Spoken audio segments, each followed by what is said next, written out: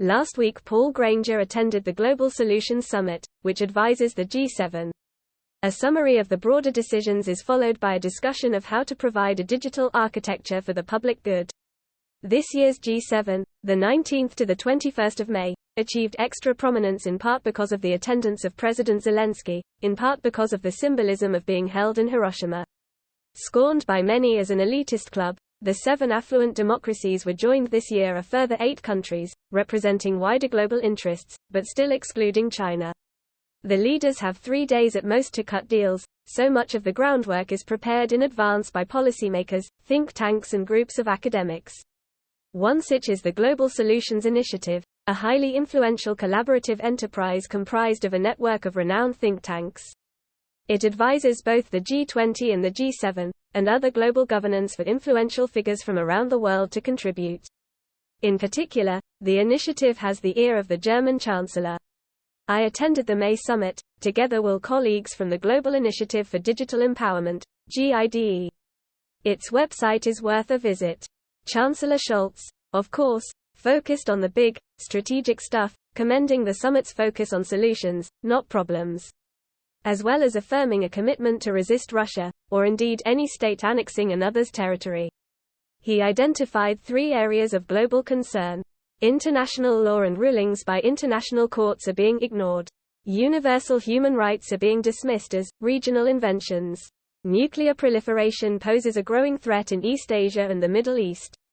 He was mindful that many leaders not at the G7 are not questioning the underlying principles of our international order. What they are struggling with is the unequal application of those principles.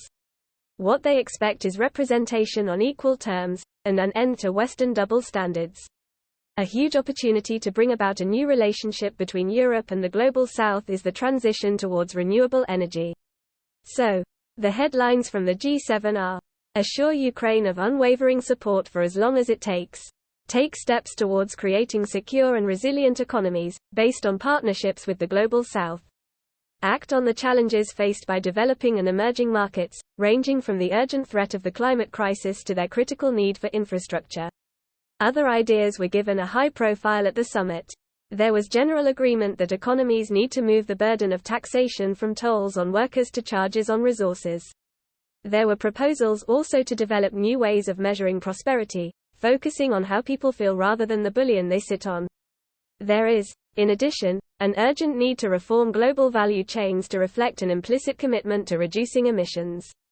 With the impact of artificial intelligence on the Fourth Industrial Revolution, it is assumed that the nature of human employment will continue to tilt from manufacture to the provision of services. The use of digital communications is now assumed. As a result, we are much more aware of the limitations, or personal discomfort imposed by time zones.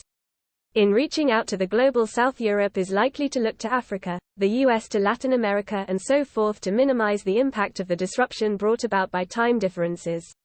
Digital citizens and digital architecture. In the background to the conference there was a focused discussion on steps towards empowering digital citizens and providing the building blocks for a digital architecture for the public good. This is particularly pertinent to the work of GIDE. The market in data has become distorted. Citizens are no longer valued as customers, but as helpless generators of data to be sold to the new customers, the advertisers. By returning control of their data to the citizen, the market in social media could return to more conventional trading conditions.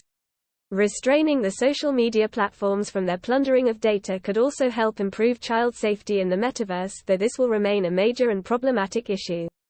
As with all markets, regulation and licensing are necessary for public safety.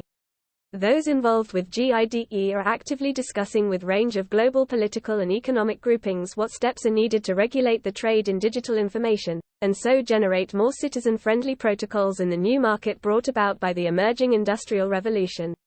Watch This Space, by Paul Granger, Honorary Senior Research Associate, UCL, T20 Task Force 2, Meaningful Digital Connectivity, Cybersecurity, and Empowerment, Senior Policy Analyst, Global Foundation for Cyber Studies and Research.